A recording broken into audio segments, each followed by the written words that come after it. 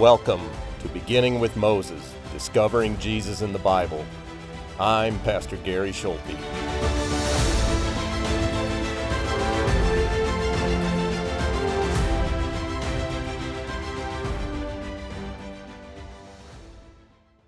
Welcome back to Beginning with Moses. Last episode felt quiet, stable, almost normal. But that quiet wasn't healing, it was hiding something. Because now the surface breaks, and what comes out is not just sin, not just idolatry, not just bad leadership. It's something deeper. Israel doesn't understand Yahweh anymore.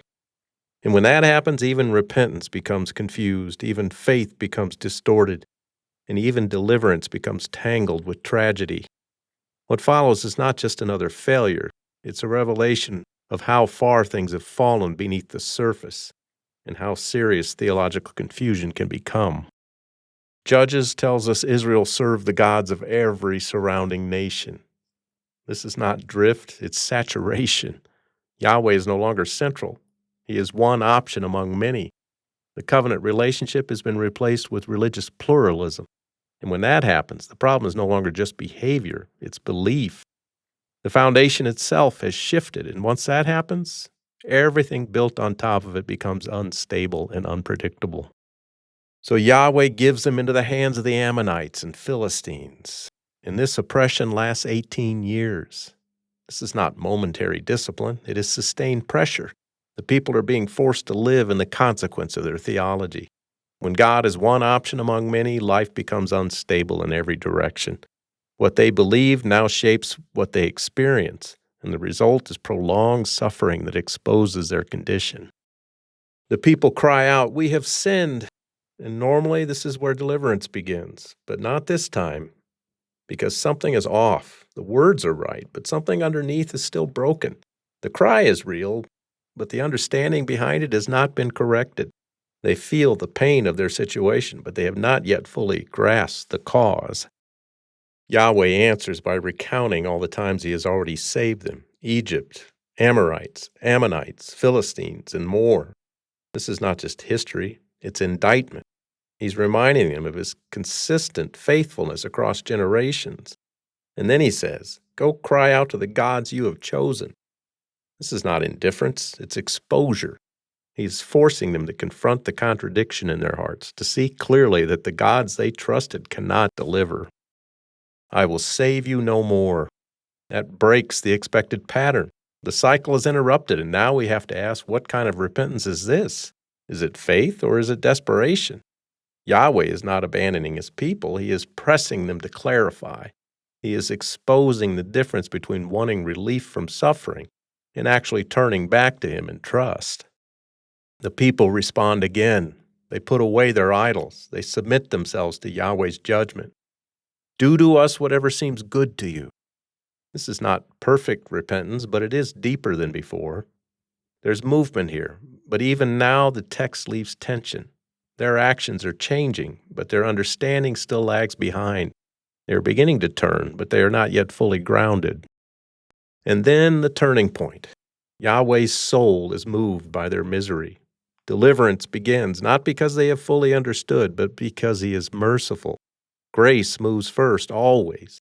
Even when repentance is incomplete, even when theology is imperfect, Yahweh acts according to his character. His compassion drives his action, not their performance. Now we meet Jephthah, a mighty warrior, but also rejected, driven out, shaped by life outside the covenant center. He's the son of a prostitute, pushed away by his brothers, forced to survive among outcasts. He is not formed by steady teaching or covenant structure. He is formed by instability, rejection, and survival. What he believes about Yahweh will reflect that formation in significant ways. The elders ask Jephthah to lead, and he negotiates. "If I save you, I become your head." Leadership is no longer clearly given, it's negotiated. Authority itself now reflects the same transactional mindset shaping Israel's faith. Even leadership is being shaped by the same distortion that affects their theology, revealing how deeply the problem has spread. Jephthah argues with the king of Ammon and recounts Israel's history accurately. He knows what Yahweh has done. He knows the story. But here's the tension. Knowledge of God's actions is not the same as understanding his character. And that gap between information and faith will shape everything that follows and lead to devastating consequences. The Spirit of Yahweh came upon Jephthah. Yahweh is still acting. He is still delivering his people. And this points forward to Christ, upon whom the Spirit descends at his baptism. But here, empowerment does not equal understanding. Jephthah is used by God, but he does not fully understand God, and that distinction is crucial. Then Jephthah makes his vow. If Yahweh gives victory, he will offer whatever comes out of his house as a burnt offering. This is not commanded, not required, not necessary, and it reveals something deeply troubling. Jephthah thinks Yahweh must be bargained with, as though divine favor must be secured through costly sacrifice. This is the heart of the issue. Jephthah knows Israel's story, but interprets God through pagan logic. In surrounding cultures, you give something costly to gain favor. And Jephthah applies that same logic to Yahweh. His theology is not absent, it is distorted. And distorted theology is more dangerous than ignorance because it feels correct while leading in the wrong direction. Yahweh gives victory anyway, not because of the vow, but in spite of it. This is crucial. God's action is grounded in his grace, not in human promises. The deliverance exposes Jephthah's misunderstanding rather than validating it. Grace remains grace, even when it is misunderstood. Jephthah returns home, and his daughter comes out to meet him. Immediately, the weight of his vow becomes clear. This is not triumph, it's tragedy. Deliverance has come, but it is entangled with the devastating consequences born from misunderstanding and misplaced devotion. The text of Judges does not resolve this neatly. It does not soften the moment, and that matters, because the point is not to justify the vow, it is to expose the confusion behind it. Jephthah acts as if God required something he never commanded, revealing how deeply his theology has been shaped by the wrong sources. Jephthah's daughter accepts what follows, and we must tread carefully here. The text doesn't celebrate this moment, it exposes it. And yet, her willingness forms a shadow, a broken reflection of substitution. Like Jesus on the cross, she willingly and self-sacrificially bears the consequences of another's sin, but in a way that reveals the depth of human misunderstanding rather than divine command. Jephthah's thinking is law without gospel. He believes something must be given to secure God's favor. He doesn't see that Yahweh is the giver. The direction is reversed. Faith becomes transaction instead of trust. And when that happens, even acts of devotion becomes destructive rather than life-giving. Then Israel turns on itself again. The Ephraimites confront Jephthah, and violence erupts. Thousands die, not from enemies, but from brothers. The breakdown is now fully internal. The people of God are destroying themselves, and the consequences of their confusion continue to unfold. Now we see it clearly. The problem is not just sin, it's not just leadership, it is failure to know Yahweh. And when that happens, everything else collapses. Faith, repentance, community, identity. The crisis is theological at its core. So is God on Israel's side? Only by grace, not because of their vows, not because of their understanding, not because of their faithfulness, but because Yahweh remains faithful. His promises hold even when his people do not. Christ stands in complete contrast. He doesn't bargain, he fulfills. He doesn't offer a rash sacrifice, he becomes the true sacrifice. And that sacrifice is not demanded from man, it is given by God. Where Jephthah's story ends in tragedy, Christ ends in redemption. The King is coming. In episode 82, we'll look at the life of Samson. Oh, Samson, stay with me. God bless. Mm-hmm.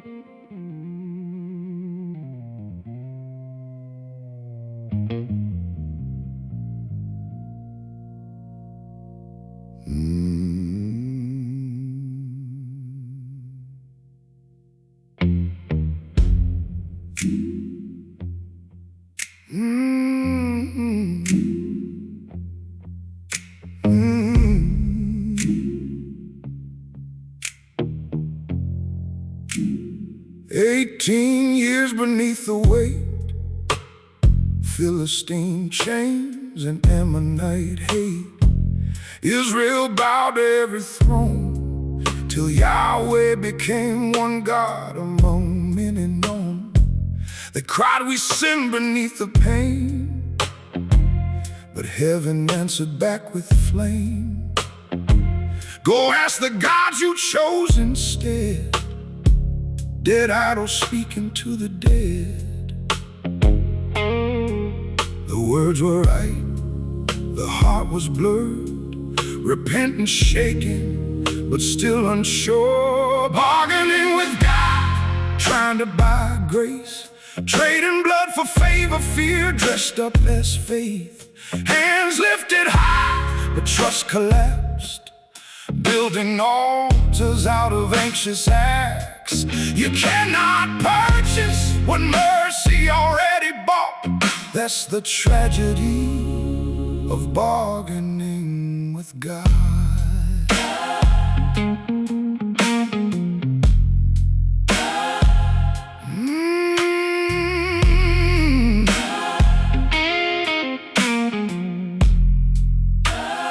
Jephthah knew the ancient tales, knew the victories, knew the trails, but knowledge drifting from the truth turns holy fire into something cruel. Spirit came upon the man, still he could not understand that Yahweh was not like Baal, needing gifts to tip the scales. The vow was spoken, dark and wild, law without the Father's smile. Bargaining with God, trying to earn release, turning faith transactional instead of trust in peace. Victory came, but not because of promises or sacred laws. Grace moved first, though misunderstood. That's the heartbreak of bargaining with God.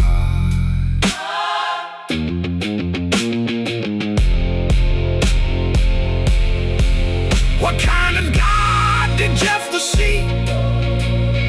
One demanding tragedy, one who waits with folded hands to sacrifice, secures his plans. But Yahweh never asked for this. The confusion is the point. Human fear reshaped his face, till devotion became destructive pain. Brothers killing brothers still, civil war on Covenant Hills. The crisis deeper than defeat. They no longer know the King. Not just sin, not just pride, but theology corrupted inside. And when God's character grows dim, everything else collapses with Him. Bargaining with God, but Christ stands apart. He does not trade blood to soften God's heart. He is the gift, the sacrifice, the mercy flowing from divine life. No negotiation, no desperate cost. Grace comes down to the broken and lost. Where Jephthah ends in sorrow and scar, Christ redeems what broken bargains are. The King is coming, not to barter, not to demand, but to give Himself freely.